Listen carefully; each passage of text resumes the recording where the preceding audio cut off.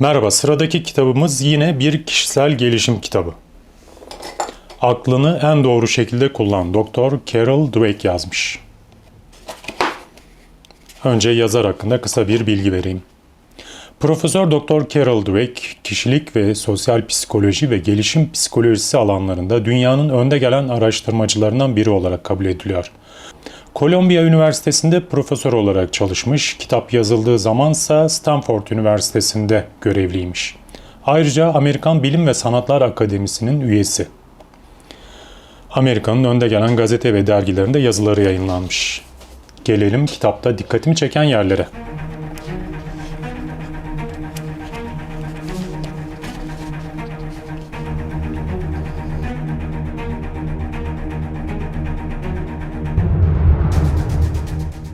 Başarı öğrenmekle mi yoksa akıllı olduğunuzu kanıtlamakla mı ilgilidir? Seçkin sosyolog Benjamin Barber bir keresinde "Ben dünyayı güçlüler ve güçsüzler, başarılar ve başarısızlıklar diye bölmem. Ben dünyayı öğrenenler ve öğrenmeyenler diye bölerim" demiştir. Dünyada bir kişiyi ne öğrenmeyen bir insan yapabilir? Herkes öğrenmeye duyulan yoğun dürtüyle dünyaya gelir. Bebekler kendi becerilerini her gün zorlarlar. Sadece sıradan yeteneklerini değil, yürümek ve konuşmak gibi hayatlarının en zor ödevlerini geliştirirler. Hiçbir zaman bunun zor olduğuna veya çaba göstermeye değmeyeceğine kanaat getirmezler. Bebekler hata yapmaktan, kendilerini küçük düşürmekten endişe duymazlar. Yürürler, düşerler, ayağa kalkarlar. İleriye doğru çırpınırlar. Bu hayat dolu öğrenme isteğine ne son verebilir? Sabitlenmiş düşünce tarzı. Çocuklar kendilerini değerlendirebilecek duruma geldiklerinde bazıları zorluklardan korkar hale gelir. Akıllı olamamaktan korkar hale gelirler. Okul öncesi eğitimi gören binlerce çocuk üzerinde çalıştım ve öğrenme fırsatını reddeden çocuk sayısı nefes kesicidir. Sizin önceliğiniz nedir? Seçmek zorunda olsaydınız hangisini seçerdiniz? Çok fazla başarı ve onaylama mı yoksa zorluklara fazlaca meydan okuma mı? İnsanlar sadece bu düşünce yöntemleri üzerine seçim yapmak zorunda değiller. Ne türden ilişkiler istediklerine de karar vermek zorundalar. Benliklerini onaylayan ilişkiler mi yoksa onları gelişmeleri için zorlayacak ilişkiler mi? Sizin için uygun eş hangisidir? Bu soruyu genç yetişkinlere yönelttik. İşte bize söyledikleri. Sabitlenmiş düşünce tarzına sahip insanlar uygun bir eşin, onları bir kaideye oturtan, mükemmel hissetmelerini sağlayan, onlara tapan biri olacağını söylüyorlar. Başka bir deyişle mükemmel eş onların sabit özelliklerini kutsal kabul etmelidir. Eşim eskiden böyle hissettiğini, eşinin inancının tanrısı olmak istediğini söyledi. Neyse ki bu düşünceyi benimle tanışmadan önce savurmuştu. Gelişme düşüncesi tarzına sahip insanlar başka tür bir eş umuyorlardı.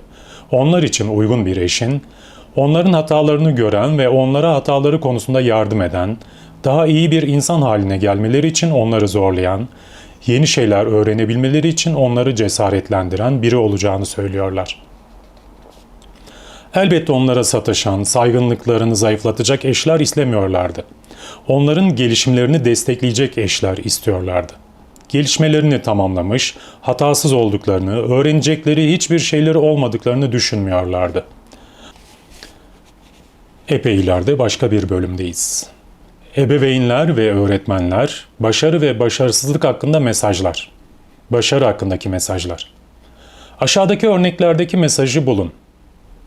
Bunu o kadar çabuk öğrendin ki çok akıllısın. Şu resme bak, Marta geleceğin Picasso'su değilse ne? Çok zekisin. Hiç çalışmadan bir A aldın. Eğer birçok aile gibiyseniz bu lafları destekleyici, özgüven arttırıcı mesajlar olarak okursunuz. Ama daha dikkatli okuyun. Başka bir mesaj duyup duyamayacağınıza bakın. Duyacağınız o mesaj bir çocuğun duyduğu mesajdır. Eğer bir şeyi çabuk öğrenmezsem akıllı değilimdir. Daha zor bir şey resmetmeyi denememeliyim. Yoksa Picasso olduğumu düşünmeyecekler. Çalışmayı bıraksam iyi ederim. Yoksa zeki olduğumu düşünmeyecekler. Bunu nereden mi biliyorum? Ailelerin çocuklarına özgüven ve başarıyı cesaretlendirir umuduyla yağdırdıkları övgüler hakkında nasıl düşündüğümü hatırlayın. Çok akıllısın, çok yeteneklisin, atlet olarak dünyaya gelmişsin. Şöyle söylemiştim. Bir dakika, sabitlenmiş düşünce tarzına sahip çocuklar, yani kolay incinebilir çocuklar, bunları kafalarına takmıyorlar mıydı? Yetenek ve zeka üzerinde ısrarla durmak, bunları daha çok kafalarına takmalarına neden olmaz mı? Evet, çocuklar övülmeyi severler. Özellikle de yetenekleri ve zekaları için övülmeyi çok severler. Bu gerçekten onlara destek verir. Özel bir coşku duymalarını sağlar ama sadece bir an için. Bir kez tökezlediklerinde özgüvenleri uçar gider ve arzuları yerin dibini boylar. Başarı akıllı oldukları anlamına geliyorsa, başarısızlık aptal oldukları anlamına gelir. Bu sabitlenmiş düşünce tarzıdır. Aileler çocuklarının beyinlerini ve yeteneklerini överek onlara kalıcı özgüven verebileceklerini bir hediye verir gibi düşünürler. Bu işe yaramaz ve aslında ters etki yapar. Herhangi bir şey zorlaştığında, bir şeyler yanlış gittiğinde çocukların hemen kendinden şüphe etmesine neden olur. Yaptıkları hatalar nedeniyle heyecanlanmalı, çaba göstermekten hoşlanmalı ve öğrenmeye devam etmeliler. Bu şekilde çocuklar övgülerin köleleri olmak zorunda kalmazlar. Özgüvenlerini inşa edip onardıkları uzun bir ömre sahip olurlar. Aileler çocuklarına bir hediye vermek isterlerse yapabilecekleri en iyi şey onlara zorlukları sevmesini öğretmektir. Bu onlar harika şeyler yaptıkları zaman çocuklarımızı hevesle övemeyeceğimiz anlamına mı geliyor? Başarılı olmaları için hayranlığımızı ifade etmeyi bir kenara mı bırakmalıyız? Hiç de öyle değil. Bu sadece belirli bir tür övgüyü kenara bırakmamız gerektiği anlamına gelir. Onların zekalarını ve yeteneklerini yargılayan övgüleri ya da onların çalışmalarından çok zekalarıyla ve yetenekleriyle gurur duyduğumuzu ima eden övgüleri. Çocuklarımızı gelişime odaklı süreçlere yöneltmek için istediğimiz kadar övebiliriz. Çalışma, egzersiz, kararlılık ve iyi yöntemlerle başardıkları her şeyi övebiliriz. Onlara yaptıkları çalışmalar hakkında gösterdikleri çabaları ve yaptıkları seçimleri öven sorular sorabiliriz. Sınavın için gerçekten çalıştın ve gelişimin bunu gösteriyor. Ders notlarını birkaç kez okudun, önemli yerleri not ettin, öğrendiklerini sınadın, gerçekten işe yaradı. Matematik problemini çözmek için tüm yöntemleri kullanmayı denemen çok hoşuma gitti ve en sonunda neticeyi buldun. Çözüm için birçok yol düşündün ve biri işe yaradı. Ve bunun gibi ailelerle çocuklar arasında geçebilecek bazı örnek diyaloglar. Devamında da şunları yazmış yazar. Bazen insanlar çocuklarına gelişime odaklı övgüleri kullanmaya dikkat ederler ancak bu doğru hareketlerini başkaları hakkında konuştukları sırada mahvederler. Çocuklarının önünde o doğuştan ezik biri, o kız daha iyi olarak doğmuş ya da bezelye tanesi kadar beyni var diyen ebeveynler gördüm.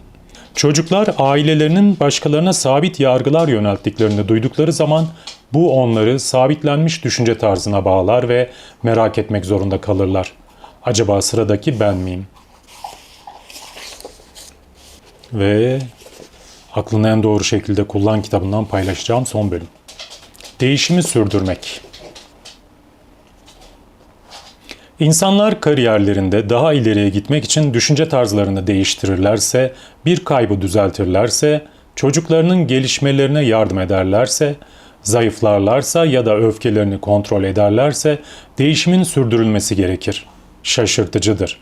Bir sorun iyileştiğinde insanlar genelde onun iyileşmesini sağlayan şeyi yapmayı durdurur. Kendinizi iyi hissettiğinizde ilaç almayı kesersiniz. Ancak değişim böyle işlemez. Kilo verdiğiniz zaman sorun ortadan kalkmaz. Çocuğunuz öğrenmeyi çok sevmeye başladığı zaman sorun sonsuza dek çözülmüş olmaz. Siz ve sevgiliniz daha iyi iletişim kurmaya başladığınız zaman sorun bitmez. Bu değişimler desteklenmelidir ya da ortaya çıktıklarından daha hızlı kaybolabilirler. Belki de alkolikler herkesin ortasında her zaman alkolik olarak kalacaklarını bu yüzden söylerler. Böylece ileride hallerinden memnun olmazlar ve ayık kalmaları için gerekli olan şeyleri yapmazlar. Bu bir çeşit her zaman savunmasız olacaksın demektir. İşte bu yüzden düşünce tarzı değişimi birkaç hile yapmak değildir. Hatta eğer biri sabitlenmiş düşünce tarzı içinde kalır ve gelişme düşüncesi yöntemlerini kullanırsa bu ters tepebilir.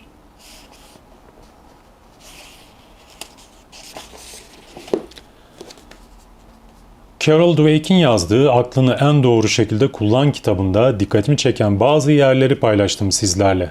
Bir sonraki kitabımızda görüşmek üzere, hoşça kalın.